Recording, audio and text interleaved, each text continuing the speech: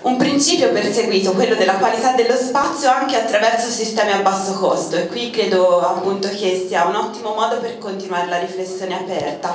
Un riuso intelligente dell'esistente basato sul rimodellamento e sul ridisegno anziché sulla demolizione e ricostruzione, attraverso la valorizzazione delle possibilità di trasformazione di ogni edificio. Il 90% di ciò che è necessario per un nuovo progetto è già presente nel luogo, sostiene l'architetta Lacaton, che adesso ci racconterà la sua esperienza. Per chi ha bisogno della traduzione è possibile averla in cuffia, quindi buon ascolto e grazie mille.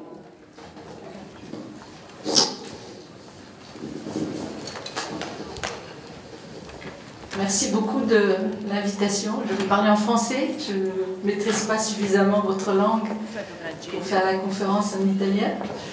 Et je suis très contente avec tout ce que j'ai entendu aujourd'hui, même avec ma modeste compréhension de...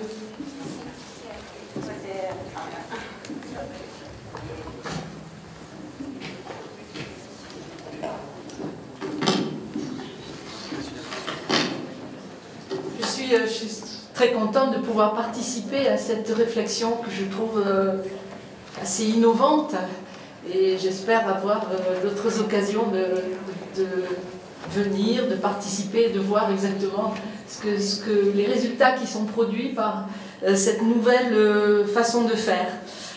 Pour présenter rapidement notre travail, depuis que nous avons commencé à travailler avec Jean-Philippe Vassal depuis assez longtemps maintenant, notre approche de l'architecture et notre philosophie de la conception s'est fondée sur un principe de générosité d'espace, d'économie, pour servir la vie, les usages, l'appropriation, avec l'objectif d'inventer au-delà des standards et de faire une architecture qui soit agréable, efficace, mais aussi surtout abordable pour tout le monde et durable. Et l'expérience aujourd'hui, après toutes ces années, nous amène toujours à aller plus loin dans cette voie. C'est-à-dire qu'on ne s'est jamais posé la question de savoir si c'était une fausse route. On a toujours trouvé les raisons de penser qu'il fallait continuer dans cette voie-là et d'aller toujours plus loin.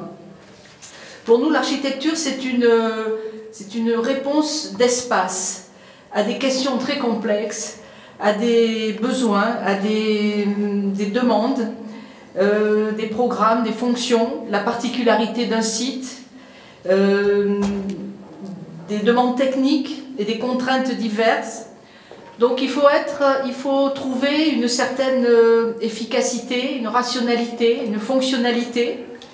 Il faut aussi que ce soit économique pour pouvoir le réaliser dans tous les cas. Mais l'architecture, c'est aussi beaucoup plus que ça. Il y a une dimension humaine, il y a une dimension poétique, il y a une dimension politique et aussi, ce qu'il ne faut pas ignorer, c'est aussi la dimension personnelle que l'on peut amener à des projets en tant qu'architecte. La capacité d'usage, la liberté d'usage, ce qui veut dire un potentiel important d'utiliser l'espace, la flexibilité, donner beaucoup d'importance et de place aux gens et aux usages, à l'appropriation, sont les qualités importantes que nous cherchons à trouver en dessinant les projets. Quelques principes de base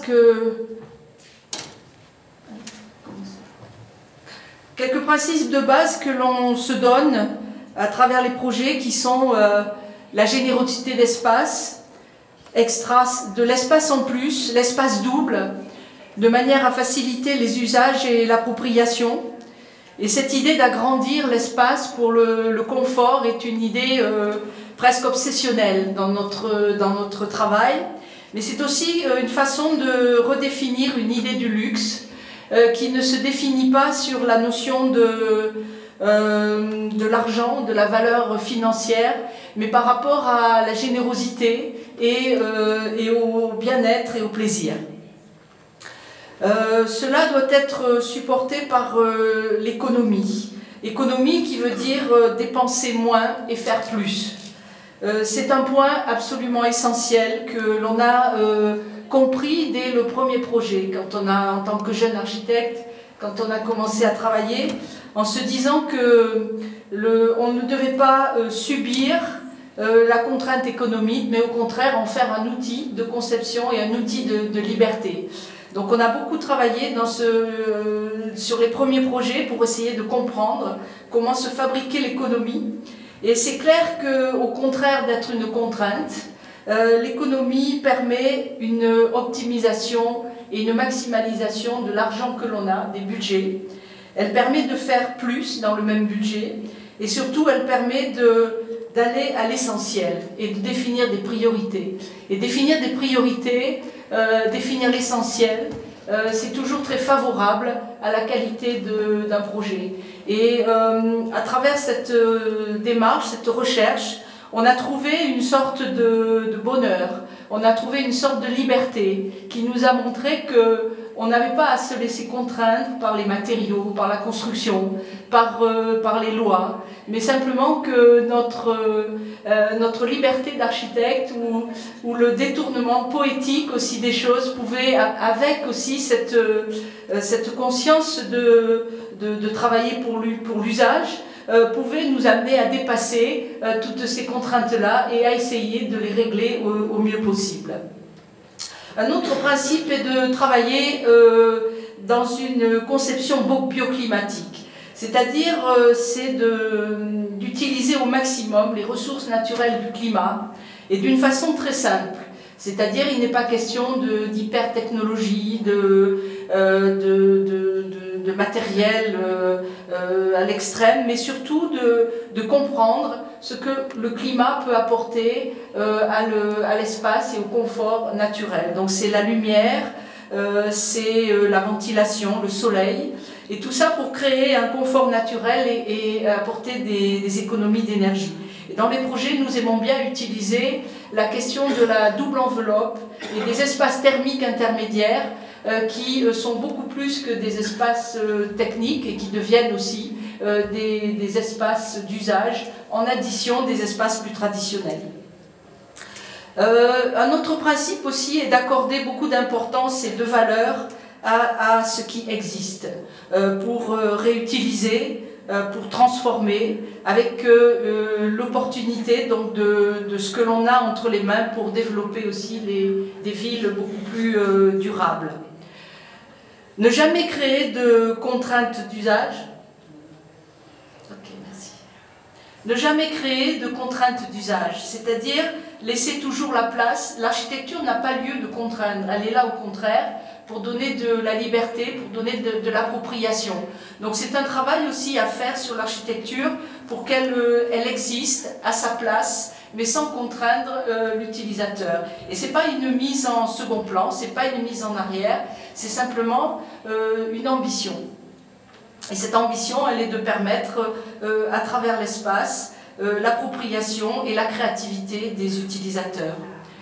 Un autre principe est de faire des projets qui soient ouverts au dialogue et à la participation. Alors, j'ai entendu aujourd'hui qu'on a beaucoup parlé de cette question de la participation, mais pour moi, peut-être la participation n'est peut-être plus le bon mot.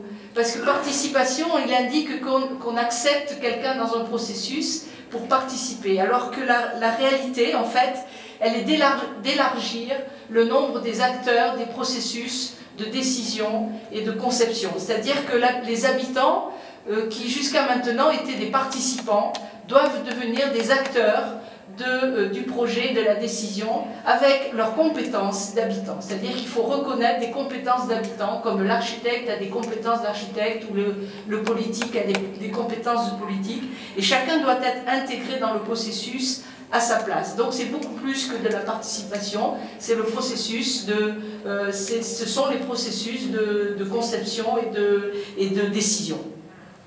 Enfin, un des derniers principes, je pourrais en citer d'autres, mais celui-là est aussi très important dans notre travail, c'est ce qui est écrit ici, qui s'appelle « From Inside Out ». Et pour nous, c'est un processus de penser l'espace et de définir le projet par l'intérieur. et ne pas se placer à l'extérieur et de considérer les choses comme des objets. Donc se placer à l'intérieur, ça veut dire qu'on commence toujours la conception par le dedans et on pense le projet à la position de l'utilisateur comme un ensemble de fragments, d'espace, d'atmosphère, passer d'un espace à l'autre, de mobilité. Et ces espaces, ces fragments d'espace s'additionnent et sont en relation continue et infinie, et ça fabrique l'espace du quotidien. Et en ça, on pourrait un peu comparer ce processus au processus cinématographique, où le cinéma, en fait, est toujours dans les yeux d'un acteur. Et l'architecture, pour nous, c'est comme ça, c'est-à-dire qu'on est toujours dans les yeux de celui qui l'utilise et on n'est jamais à le regarder de loin comme quelqu'un de distant. Donc ça, ce sont un peu nos principes de travail, avec cette idée qu'il est important aujourd'hui de retourner à ce qui est simple, de retourner à ce qui est fondamental, de retourner à ce qui est essentiel. Alors ceci parle beaucoup de la question d'habiter. Habiter, pour nous, c'est la pièce fondamentale de la conception architecturale. C'est-à-dire, ça se réfère à la place des usages et à la place des gens. Et donc, à travers ça, c'est la question du logement. Donc ça, c'est le premier thème un peu de ma présentation sur le logement, qui est le point de départ de tout travail sur la ville. Pour nous, la qualité du logement est quelque chose d'essentiel. C'est la condition préalable, la qualité du logement est la condition préalable à toute vie sociale. Que peut-on partager si on est soi-même à habiter dans des conditions qui sont restreintes, contraintes, mal faites? On ne peut rien partager si on n'a pas ses propres choses personnelles à partager. Donc pour nous, si le logement est négligé, c'est le seul espace de liberté individuelle.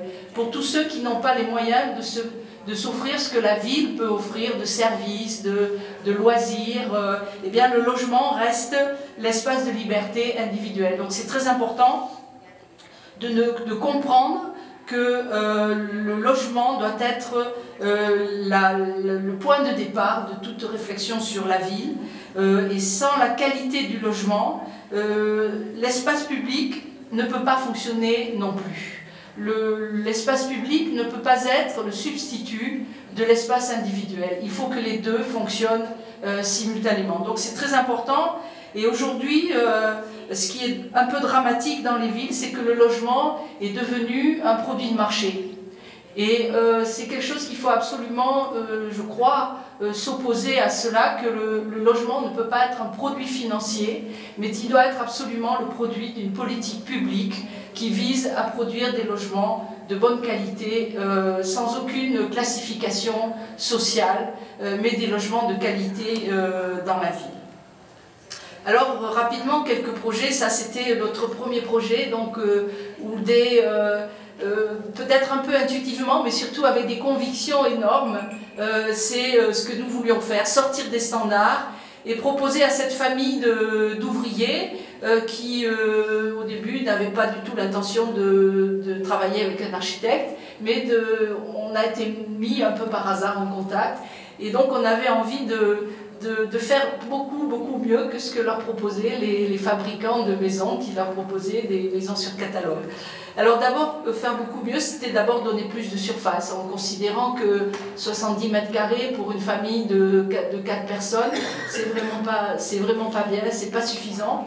Donc c'était leur donner beaucoup plus, et notre ambition était de donner 2 fois plus. Quand on est jeune, on a des ambitions comme ça démesurées, on les a toujours d'ailleurs, mais c'était notre objectif. Et la deuxième chose, c'était pour y arriver, donc il fallait absolument qu'on travaille sur l'économie du projet, et à aucun moment, quand ça a été difficile pour tomber dans l'économie, il nous est venu à l'idée qu'on pourrait réduire l'ambition qu'on s'était donnée. Alors on a cherché, on a trouvé les solutions techniques, les solutions constructives, et cette maison, donc à la fois elle répond à cette qualité d'espace, et aussi c'est une maison qui a 25 ans aujourd'hui, et qui était très écologique aussi, puisqu'on a pratiqué la double enveloppe en travaillant sur les principes de serre horticole standard qu'on a réadapté. Donc c'est une maison qui est très économe en énergie, et qu'on a construit à l'époque avec 50 000 euros.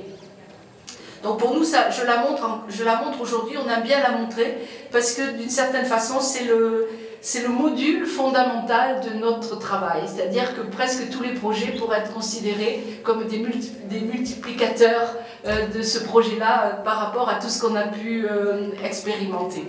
Alors ça a été aussi un processus très intéressant avec les habitants. On n'est jamais devenus des amis. On a toujours été l'architecte et la famille et le client, et ça a très bien marché jusqu'au bout, avec un respect énorme les uns des autres. Et aujourd'hui, nous avons toujours la clé de cette maison, et les relations qu'on a avec cette famille sont des relations dont on n'a plus besoin de parler, qui sont, je crois, pour la vie, des belles relations. Alors ça nous a amené un peu à se demander qu'est-ce que doit être un logement. Et pour nous, un logement, ça doit être beaucoup plus que la fonction minimum. Donc là, c'est un peu la comparaison entre ce qu'on a ici, qui est un peu le standard sur lequel on travaille encore en Europe, hein, la cellule moderne, qui n'offre pas grand-chose en fait en termes de liberté. Et pour nous, donc, ce qui est important, c'est que autour de cette cellule, il faut rajouter de l'espace en plus, qui soit rattaché là ou qui soit à côté, dans le jardin, dans l'espace public, mais que c'est absolument indispensable d'avoir ces espaces en plus. Et si possible, pour nous, c'est plus de 50%. Donc ça, c'est un objectif qu'on se donne en permanence.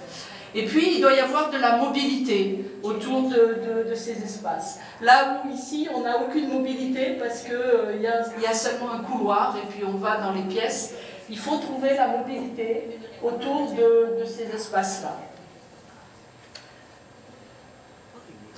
Une fois qu'on a travaillé cette mobilité, cette qualité de l'espace individuel, eh bien, on peut considérer que la ville, c'est une multiplication de ces espaces individuels. Et donc là, c'est la même chose, c'est-à-dire une fois qu'on a construit un espace d'habitation, eh bien comment est-ce qu'on l'arrange avec celui de son voisin, de ses deux voisins, de son immeuble, et c'est ça qui fabrique la relation avec l'autre immeuble.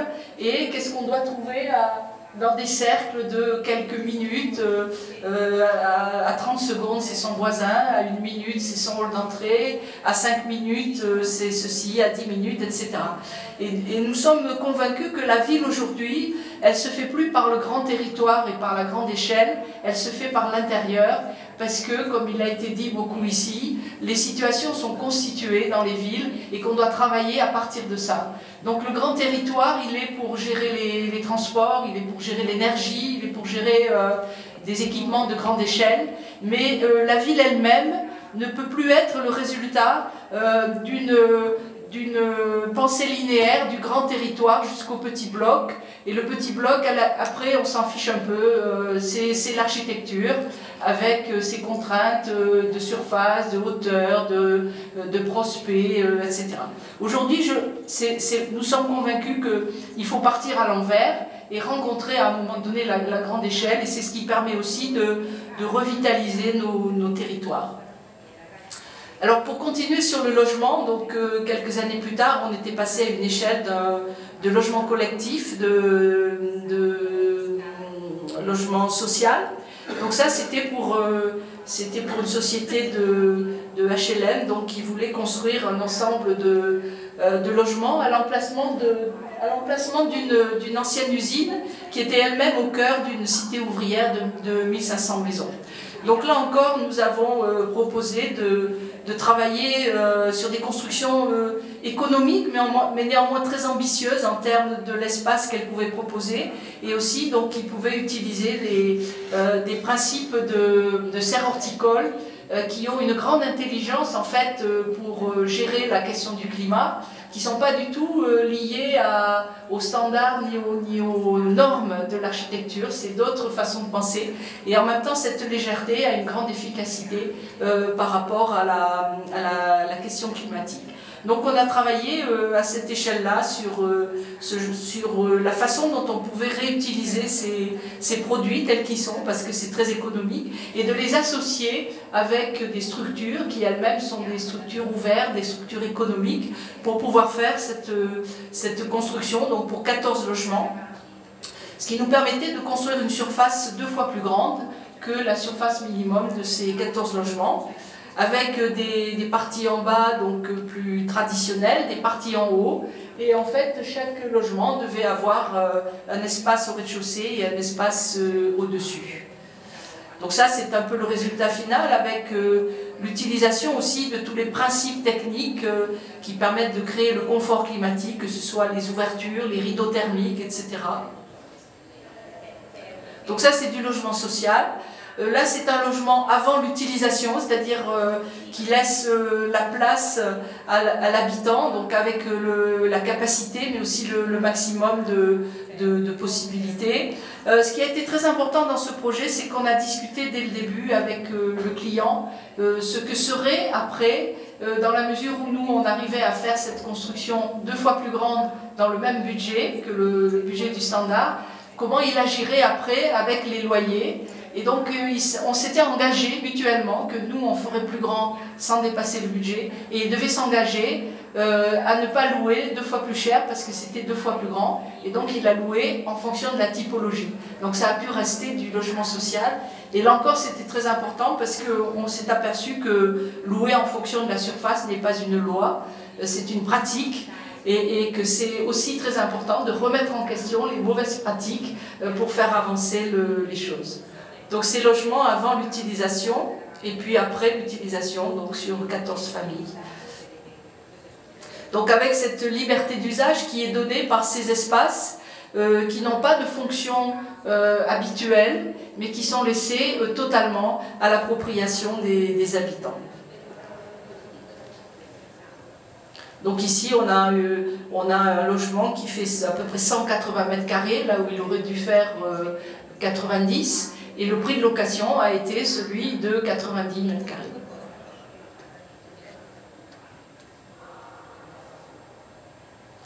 Alors, le même client, donc, qui est un organisme de logement social, avait été particulièrement heureux du résultat de la première opération, où nous étions 5 architectes, et il nous a demandé quelques années plus tard de travailler sur ce projet-là dans une situation beaucoup plus dense, dans la même ville, mais sans avoir vraiment à se parler. On était d'accord qu'il fallait partir sur les mêmes objectifs de ces grandes habitations et qui ne devaient pas coûter plus cher que des plus petites. C'est simplement un travail de conception, d'utilisation de certains systèmes constructifs.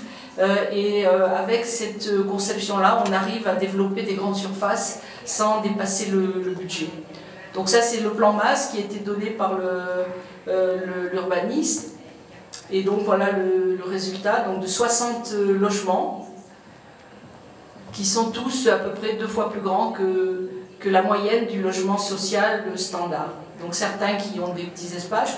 Là encore, en utilisant des systèmes de construction qui sont des systèmes industriels, avec des poteaux en béton, ces planchers qui sont des dalles alvéolaires préfabriquées, donc où on utilise une portée de 10 mètres. Donc ce qui nous donne en fait des logements dans lesquels on a de 10 mètres de largeur, dans lesquels on n'a aucun impact de structure, donc avec une plus grande liberté de pouvoir, comme ici, on est ici dans le séjour cuisine et on a 10 mètres, sans point porteur, avec cette baie vitrée qui s'ouvre sur le jardin d'hiver. Et dans les logements d'étage, donc ces parties-là. Alors tout ça pour effectivement rappeler que le logement est quelque chose d'extrêmement important, et encore une fois, que c'est la fondation de toute réflexion sur la ville. La deuxième partie est une partie sur faire avec l'existant, faire avec les gens, avec le climat, les arbres, les sols, faire avec tout ce qui est déjà là, faire avec l'économie pour faire plus avec moins. Donc ça, c'est très important, cette question de faire avec ce que l'on a. Et encore une fois, il n'est pas question de subir, se dire bon ben ça serait mieux de faire avec tout neuf, mais il ne faut pas subir cette question-là. Et donc il faut d'abord apprendre à regarder, c'est-à-dire savoir regarder, savoir trouver les qualités, les valeurs, et savoir trouver la beauté des choses pour aimer ce que l'on a et pouvoir le transformer, parce que ce n'est pas une démarche conservative, c'est au contraire une démarche de considérer que ce qui est existant est déjà une ressource avec laquelle on peut travailler et qui offre une partie déjà du projet que l'on doit faire.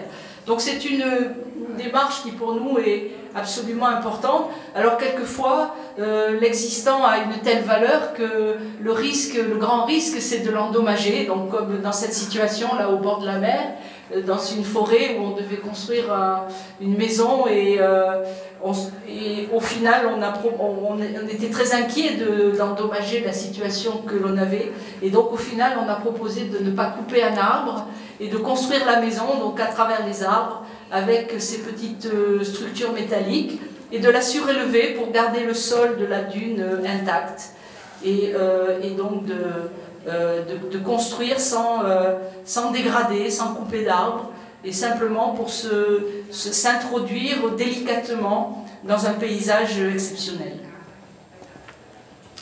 Un autre exemple, faire avec dans la ville de Bordeaux, où là c'était déjà il y a 20 ans, où la ville de Bordeaux avait lancé un programme qui s'appelait Embellissement des places de la ville, et on avait été invité parmi d'autres architectes à travailler sur cette petite place qui était un peu à l'écart de la ville.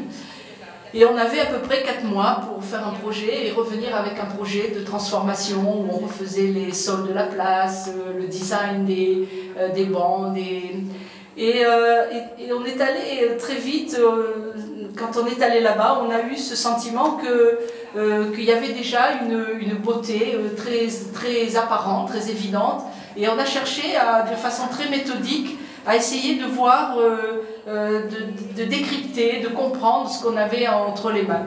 Et au final, après 4 mois, donc on est revenu devant le conseil de la mairie et puis on leur a exposé le projet et on leur a dit à la question de l'embellissement de la place, notre réponse est de dire la place est déjà belle et le projet c'est de ne rien faire. Mais en insistant que c'était un projet et que ce n'était pas un refus ou une non-réponse.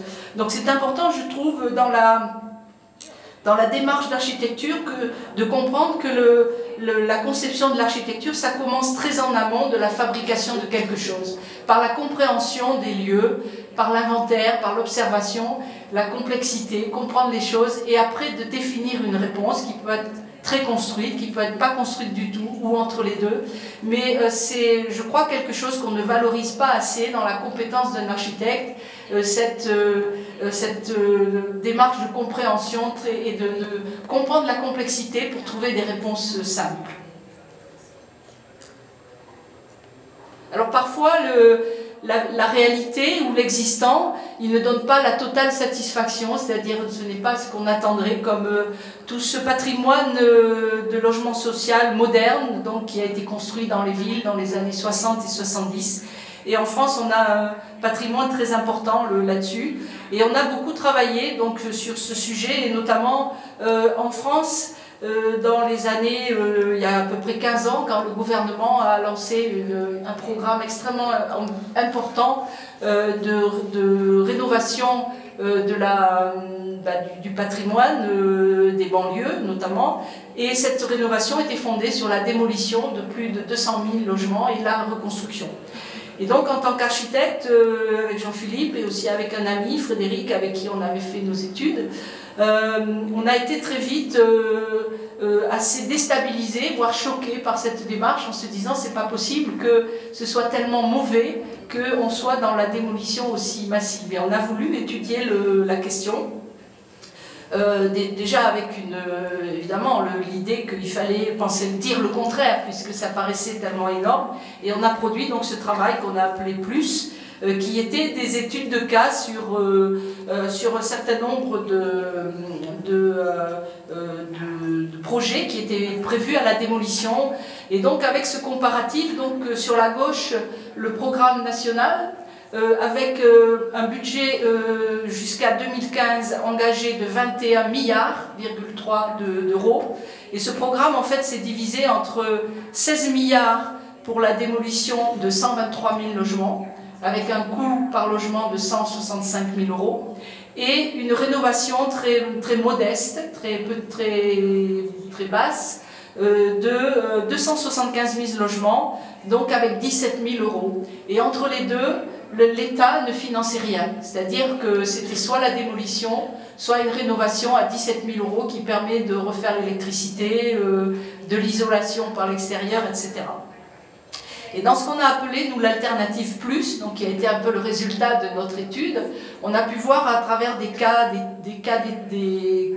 studies qu'on a étudiés très en profondeur dans les détails techniques, dans l'économie très précise des projets, qu'avec des budgets de 50 000 €, c'est-à-dire à peu près un tiers de la construction et de la démolition et de la reconstruction d'un logement, on pouvait rénover et transformer de façon très ambitieuse les logements. Donc notre programme à nous, il était évidemment théorique, il était de dépenser les 21 millions sans aucune démolition et d'affecter ces 21 millions aux 400 000 logements, donc avec un coût par logement de 55 000 € qui pouvait nous permettre de faire une très belle rénovation. Bon, notre alternative n'a pas été ni entendue, ni même, je crois, regardée, mais il n'empêche quand même que nous avons fait un certain nombre de projets.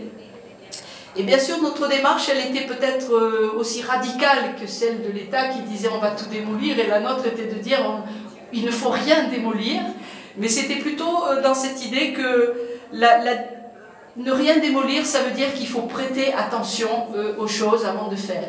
Et donc, qu'on est plutôt dans la plupart de ces bâtiments ne sont pas du tout au bout de leur vie, il y a encore beaucoup à attendre de leur structure, et que l'addition, l'extension est toujours plus intéressante que de partir de zéro, que c'est beaucoup moins coûteux et que c'est beaucoup plus durable. Alors on a fait un projet à Paris. Bon, d'abord on avait étudié ces exemples qui sont aujourd'hui démolis. C'est des exemples qui étaient dans le programme national. Et ce qu'on avait pu voir, c'est que là encore, en commençant le travail par l'intérieur et pas de l'extérieur, en disant bon, c'est vrai, c'est pas beau, on va démolir et reconstruire, mais si on rentre à l'intérieur, on voit autre chose, et là on se dit que peut-être on peut continuer le travail qui n'avait pas été fait à l'époque, et que peut-être ouvrir les façades, agrandir, je pouvais changer assez radicalement les situations. Alors on a essayé d'appliquer ça à des projets réels.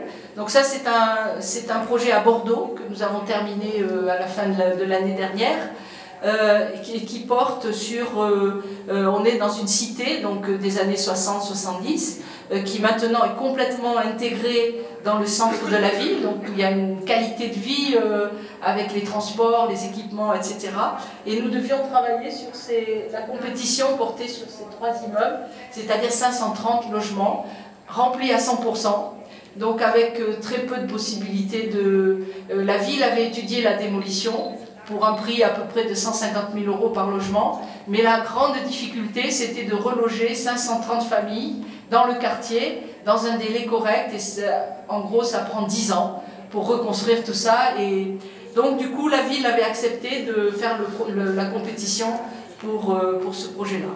Donc le budget par logement c'était 45 000 €. Et ce qui était demandé, c'était une rénovation, et notamment une rénovation technique et thermique pour porter les immeubles à un niveau d'économie d'énergie supérieur. Et là, encore une fois, je crois que notre démarche, elle est de dire il ne faut pas rester à l'extérieur, il faut rentrer, parce que quand on regarde de l'extérieur, qu'on n'y habite pas, on n'a pas la bonne compréhension des choses. Et quand on va à l'intérieur et qu'on regarde la chose renversée, eh bien on voit 530 familles, 530 situations où pratiquement tout le temps les gens ont donné leur plus-value à ces choses-là, et c'est extrêmement émouvant de voir tout ça, de voir comment les gens sont tellement attachés à leur intérieur.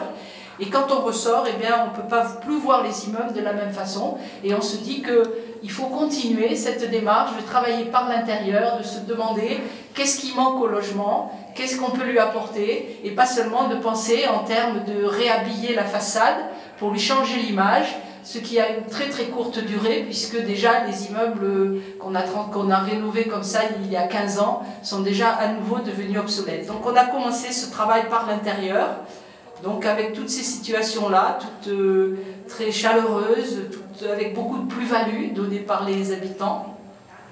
Donc c'est un travail qui a été fait en site occupé, donc on n'a pas vidé les immeubles, les travaux ont été faits avec les habitants. Ici on est donc sur juste un petit morceau, là, un cinquième d'une grande barre. Et la proposition c'était d'agrandir, de donner un peu plus d'espace, plutôt que de retravailler, de restructurer l'intérieur qui était très coûteux et qui n'aurait pas apporté de qualité, qu'on n'aurait pas pu faire en site occupé. C'était d'apporter donc cette extension de 4 mètres en avant des logements qui pouvaient profiter à tout le monde, parce que tous les logements avaient au moins une orientation de ce côté. Et après donc d'ouvrir toutes les allèges des fenêtres, de manière à pouvoir introduire non seulement cet espace, mais une nouvelle circulation dans le logement et de l'intégrer à ce système. Donc faire le site en site occupé exige une méthodologie de travaux qui est pensée dès le départ, dès la conception du projet, et qui est la condition pour que ça réussisse, avec toujours ce principe de double enveloppe. L'enveloppe de la fermeture du logement, qui est l'enveloppe thermique, donc de l'espace chauffé, et l'enveloppe extérieure, qui est, elle, beaucoup plus légère, qui se ferme en hiver, mais qui l'été peut être très largement ouvert. Et cet espace, qui, par sa valeur thermique, par les 10 degrés qu'il offre naturellement par rapport à l'extérieur, il remplace une isolation de 20 cm. Et par ce travail d'économie, de pratiquement rien toucher à l'intérieur, le budget qu'on a dépensé était les 45 000 euros par logement. Donc tout ça avec des calculs thermiques, etc. qui ont permis de... Et puis aussi on a utilisé des situations sur le toit pour créer aussi des nouvelles habitations. Alors, la question était effectivement de l'appliquer à tous les logements, c'est-à-dire qu'il n'y a pas à choisir des logements, dire celui-là, celui-là, celui-là, pour trouver des façades un peu plus animées. Je pense que la répétitivité ne nous gêne pas si on pense que ça a apporté à tout le monde la même qualité. Donc ces extensions, elles ne sont pas supportées par l'immeuble, elles sont autoportées donc par des fondations. Et voilà, donc une fois l'immeuble fini, donc avec un processus complètement préfabriqué, avec ces éléments qui sont fabriqués à l'extérieur du site, qui sont amenés chaque jour directement du camion à la construction.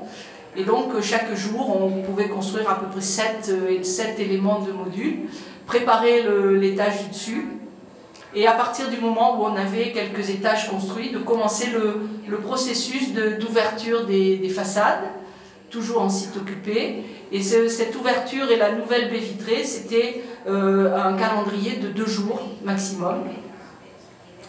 Donc le jardin d'hiver, et après donc la situation où on peut dire aux habitants qu'ils peuvent aller sur le jardin d'hiver. Donc le processus d'ouverture, donc avec pendant 2 jours la protection intérieure pour la poussière.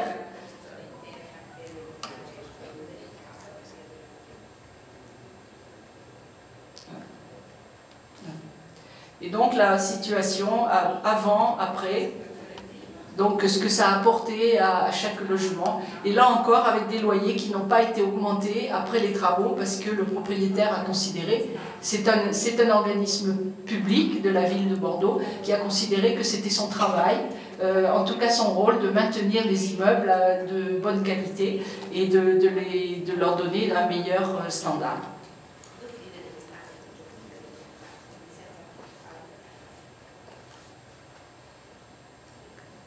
Alors cette transformation par l'intérieur, elle apporte de fait une transformation radicale de l'image qui est au moins aussi significative que la démolition et la reconstruction.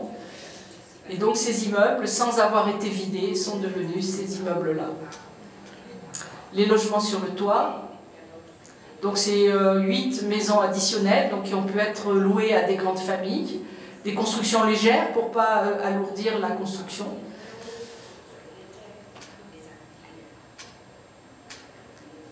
Et donc juste quelques chiffres pour montrer qu'on a ajouté à peu près 53% de surface à gauche c'est l'existant, à droite c'est après la transformation. Donc avec une addition de jardins d'hiver entre 22 m² et 50 m² par logement. Cette opération donc, a permis de diviser l'énergie primaire de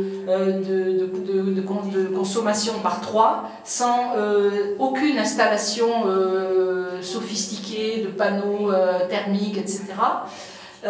Le coût a été de 45 000 € par logement, alors que la démolition et la construction auraient coûté 150 000 €, et il n'y a pas eu d'augmentation des loyers après la transformation. Alors un autre projet qui est lui-même aussi intéressant, parce que ici il était aussi question de transformer cette petite tour, et assez vite en fait on a analysé quelle était la situation, donc là encore, impossibilité de restructurer l'intérieur dû à la structure en tunnel qui était absolument impossible à changer. Et le principal inconvénient était les salles de bain qui étaient trop petites, donc qu'on voit en bleu ici. Et ça, tous les habitants le disaient la même chose. Donc le projet était de dire on va déplacer on va déplacer la salle de bain dans la petite chambre et construire une chambre à côté qui sera reliée après au logement par le jardin d'hiver, et ça nous permet de régler assez facilement donc, tous ces problèmes fonctionnels mais aussi ces problèmes techniques avec les problèmes de feu, etc. et les problèmes thermiques. Et en même temps qu'on faisait ça, on avait pu analyser que cet ensemble d'habitations en fait la construction avait un impact sur le sol de moins de 10%, et que dans les 90% du sol, on avait à peu près 45% qui étaient des espaces verts plutôt bien, et 45% qui étaient des surfaces perdues, de stationnement ou complètement inutilisées. Et donc il nous est venu l'idée de chercher la possibilité de densifier et de mieux utiliser le sol pour construire des nouveaux logements dans des terrains qui sont déjà viabilisés, qui ont tous les équipements publics, les transports, ce qui pour le propriétaire était une économie considérable parce qu'il n'avait pas à acheter de nouveaux terrains. Et ça permettait aussi finalement d'utiliser les surfaces au sol qui n'ont pas beaucoup d'intérêt et de renforcer les espaces verts. Donc c'est cette proposition qu'on a faite en même temps qu'on faisait les extensions, de pouvoir ajouter 2 ailes de logements neufs. Et donc la péréquation entre les logements transformés et les neufs donne finalement un nouvel immeuble de 80 logements où le coût par logement est à peu près la moitié du coût de la construction neuve.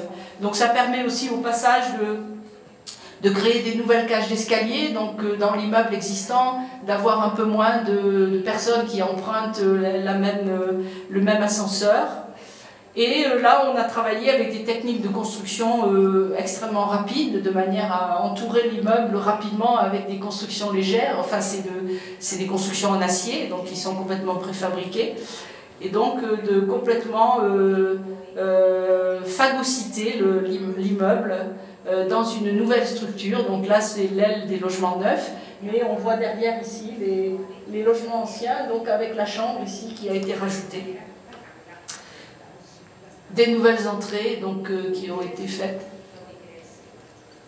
Et donc ça permet aussi, alors là c'est du logement social public, mais par exemple si on l'applique à du logement privé, des copropriétés privées qui souvent n'ont pas les 45 000 ou 40 000 euros pour transformer leur logement, ces nouveaux logements permettent aussi de les vendre au prix du marché et de trouver des revenus pour leur permettre de payer la rénovation de leur immeuble. Donc c'était très, là aussi, immédiatement, donc on peut voir l'appropriation qui est faite de ces espaces, et c'est un besoin en fait, je pense, pour les habitants d'avoir un espace en plus qui n'est pas affecté ou qui n'est pas connoté par la fonction du séjour, de la chambre, etc. Donc, et puis ça, c'est les logements du dernier étage qui étaient dans la partie nouvelle. Alors, toutes ces situations-là, dans une ville, on peut dire qu'il y en a des dizaines et des dizaines sur lesquelles on peut travailler, cas par cas, l'une après l'autre, et que si on regarde les choses de près, en regardant la ville par un ensemble de micro-situations, c'est-à-dire ce qu'on évalue comme une sorte de voisinage. Et partant de là, si on regarde attentivement, on peut voir que chaque bâtiment, chaque terrain peut être augmenté et qu'on peut envisager à partir de là une densification qualitative et durable qui bénéficie aux espaces d'habitation, mais aussi à toute la ville. Alors ça, c'est un exercice qu'on a commencé à faire sur la ville de Paris, où on a regardé un ensemble de situations et se demandé chaque fois, sans dégrader évidemment la situation existante, qu'est-ce qu'on peut ajouter. Et donc ça, c'est tous les cas possibles. Alors, on peut ajouter des surfaces au sol, on peut ajouter transformer les parkings, on peut ajouter d'autres immeubles. Et chaque situation est différente. Il n'y a pas un catalogue. Il faut évaluer. Quelquefois, il n'y a aucune possibilité. Quelquefois, il y en a beaucoup. Quelquefois, on peut faire au-dessus. Mais c'est vraiment cette méthode du cas par cas qui, d'une certaine façon, est la seule valable aujourd'hui quand on travaille dans la ville. Donc on a commencé ce travail sur Paris et sur 1468 situations qu'on n'a pas toutes étudiées encore, mais quand même on a pu faire, à partir d'une centaine de situations, on a pu faire une sorte de statistique qui nous a montré que dans ce territoire de Paris un peu large, on a exclu tous les quartiers historiques, on a travaillé que les quartiers qui étaient à partir des années 50, parce que les quartiers historiques, je crois que c'est une autre affaire et elle est gérée par les architectes des monuments historiques. Et donc là, on a trouvé sur ces situations-là à peu près 450 000 logements qu'on peut transformer dans de bonnes qualités, parce que dans une ville, on ne peut pas laisser du logement qui est ancien et qui est de moins bonne qualité et construire du logement neuf qui serait à un standard très élevé. Donc à chaque logement neuf construit, il faut au moins rénover l'équivalent de logements existants pour tout monter au même niveau. Donc là, on a trouvé dans ces situations-là un potentiel de 135 000 nouveaux logements qu'on pourrait construire comme ça en ajoutant ici ou là des logements, ce qui, pour une ville, est quand même une richesse absolument inconnue et qui évite, dans un premier temps, d'aller chercher des nouveaux terrains à l'extérieur de la ville. Alors la dernière partie, que je vais peut-être faire plus rapidement parce que le temps tourne, c'est une partie pour revenir à l'espace public. On a beaucoup parlé ici des espaces publics qui sont les places, l'espace public extérieur, mais il faut aussi comprendre dans l'espace public des lieux qui ont une valeur publique très forte par leur fonction, par leur attraction. Et ça peut être des écoles, ça peut être des lieux pour l'art, ça peut être des bibliothèques. Et simplement, ces lieux, en fait, qui ont une forte valeur publique, c'est parce qu'ils offrent un espace de liberté et de communication. Et c'est aussi par l'architecture qu'on peut donner cette capacité d'ouverture et d'appropriation. Et là encore, c'est une réflexion pour les architectes, comment faire évoluer ces fonctions traditionnelles du musée, de l'école, pour leur donner aussi, alors non pas dans leur cœur, parce que les cœurs doivent peut-être rester tels qu'ils sont, mais par des espaces additionnels, aussi cette vocation de faire l'intermédiaire avec l'espace public de la ville. Parce que on a besoin aussi de ces espaces intermédiaires, c'est-à-dire où il n'y a pas tout n'est pas possible, mais c'est rattaché à quelque chose. Donc c'est un peu trois lieux là c'est le Palais de Tokyo à Paris, donc on est plutôt dans une institution, mais c'était un lieu qui avait été abandonné au milieu des années 90, après un grand projet de rénovation qui avait commencé, et donc nous avons été amenés à travailler sur ce projet, mais donc ça c'était le bâtiment d'origine qui est très monumental, mais l'intérieur avait été complètement démoli parce qu'une rénovation était entreprise qui devait le ramener dans son état d'origine. Et puis cette rénovation a été arrêtée et l'État a décidé de faire un projet temporaire d'un lieu pour l'art contemporain qui devait durer 5 ans avec un budget de 3 millions d'euros. L'espace ici c'est 25 000 m². Et donc on avait répondu au concours et on avait été retenu alors par le fait de dire que pour nous l'architecture était déjà là, qu'il n'y avait pas lieu de rajouter une architecture et qu'il fallait simplement faire l'essentiel pour le réouvrir au public et pour le réouvrir aux artistes. Et donc on avait fait une liste de travaux par hiérarchie en disant il faut commencer par restabiliser l'immeuble, réintroduire les circulations, l'électricité. Et là, on aura consommé les 3 millions et ça sera peut-être dans un état comme ça, mais c'est pas grave pour un lieu temporaire pour l'art, c'est peut-être ce qu'il faudrait faire. Alors c'est ce qu'on a fait en l'an 2000. Et puis finalement, comme souvent en France, le temporaire a duré. Et puis après, en 2010, l'État a décidé de continuer un deuxième temporaire pour encore une nouvelle durée, un peu plus indéterminée. Voyant que l'État n'avait pas les 100 millions d'euros pour le rénover comme un monument historique, eh bien, ils ont décidé de prolonger cet état du temporaire et de redonner un budget pour continuer et réoccuper les surfaces qu'on n'avait pas pu faire, et puis surtout aussi de refaire les toitures, enfin tout ce qu'on n'avait pas fait la première fois. Alors c'est un lieu qui marche très bien parce qu'il donne à la fois sur 4 niveaux cette grande liberté pour les artistes et pour le public. C'est aussi très intéressant ces projets-là où en fait on comprend que peut-être aujourd'hui la réflexion sur la conception des projets, elle devrait partir de cette idée du temporaire et de comprendre un projet comme une succession de temporaires possibles. Et ça a été pour nous une réflexion très riche qui nous a amené aussi à penser les bâtiments neufs autrement. Ça va trop vite. Alors ça, c'est un autre projet qu'on a terminé aussi récemment, qui est dans le nord de la France, dans un quartier. Donc c'est un peu une salle polyvalente de quartier. Et c'est un quartier qui est complètement neuf, suite à la démolition complète, la table rase, d'un quartier des années 60. Et donc il y a eu un projet d'urbanisme qui a tout refait. Et l'urbaniste avec le paysagiste donc, a fait tous les ensembles de logements. Et ici, donc, ils avaient programmé un jardin. Et la salle polyvalente devait venir se placer sous le jardin. Dans ce carré ici, donc, avec une surface de 1700 mètres carrés.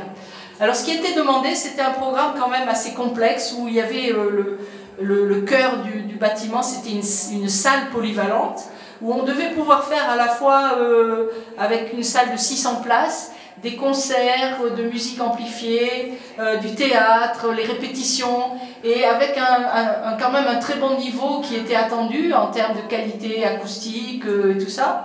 Et en même temps, comme c'était un quartier où il y a une grande demande pour ça, il fallait pouvoir le diviser le samedi en deux séances, en 2 salles, pour faire les banquets des familles.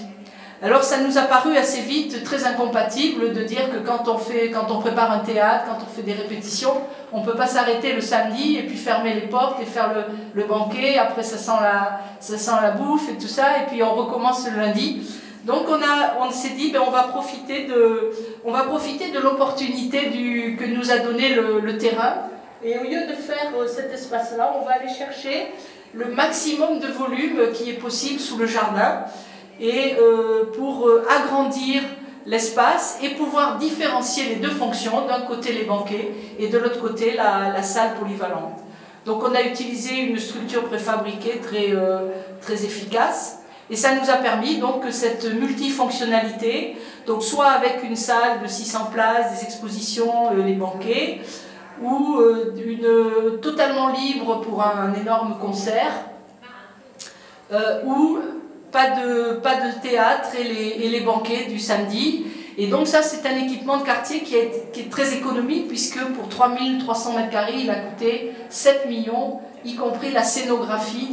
Donc on a pu faire quelque chose de très économique, avec des façades bioclimatiques qui sont aussi des jardins pour les enfants, et puis une grande variété d'occupations.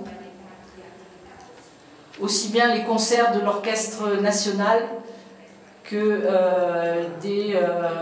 des spectacles de concerts amplifiés ou des spectacles de boxe ou de skate ou pour les enfants des pratiques de jeu. Alors juste pour conclure, parce que je vois qu'on me fait signe, le dernier projet, c'est là encore aussi une question de réutilisation d'un lieu et qu'est-ce que les lieux offrent de particulier. Donc là, ici, c'était une halle industrielle qui était le seul bâtiment restant d'un énorme ensemble où on fabriquait des bateaux. Et tout a été démoli, donc il ne restait que ce bâtiment qui devait être un peu une icône des chantiers disparus. Et on nous demandait dans ce bâtiment d'installer un centre d'art contemporain, un centre régional. Et la visite, donc c'était un concours, et la visite des lieux, très vite, nous a donné l'intuition que c'était un lieu exceptionnel et qu'il ne fallait pas perdre cette valeur, puisque c'était aussi toute cette histoire qui était là. Et donc ce qu'on nous demandait, donc partant de cette halle vide, c'était de le remplir avec des planchers pour installer le programme. Et donc finalement, on a proposé de le laisser libre et de faire un bâtiment à côté qui soit exactement de la même dimension, où on pouvait installer le programme dans les meilleures conditions, avec l'air conditionné, l'humidité pour les œuvres et tout ça, et de pouvoir garder la halle telle qu'elle était et qui était disponible comme un espace supplémentaire pour le centre d'art. Donc voilà, ça c'était le rendu du projet. Il y a eu pas mal de discussions pour savoir si on était hors concours ou pas. Finalement, on n'était pas hors concours et on a gagné le projet et on a pu le réaliser. Et voilà, je vais terminer donc avec quelques images. Mais comme quoi, c'est très important de se laisser porter aussi par la valeur des lieux, par la qualité, parce que si on sait regarder, on trouve toujours des choses d'exception qui valorisent les projets que l'on peut être amené à faire. Donc toutes ces réflexions-là, eh bien, je crois qu'elles rencontrent tout ce que vous avez dit aujourd'hui. Et ben, évidemment, on pourra toujours reparler de ces sujets-là. Donc avec cet espace qui est sous le toit, qui est là encore un espace qui n'est pas programmé et qui est simplement du fait de sa position, donc qui est l'espace de contemplation de toute la ville autour. Et ça, je crois que seule cette combinaison entre un bâtiment existant et un bâtiment neuf a permis cette réponse un peu extraordinaire qui n'aurait pas été la même si on n'avait eu que le bâtiment existant ou que le bâtiment neuf. Donc cette idée de la superposition ne peut amener que de la richesse et de l'intérêt. Voilà, je vous remercie et je suis désolée d'avoir à partir aussi vite, mais je dois rentrer ce soir. Merci beaucoup.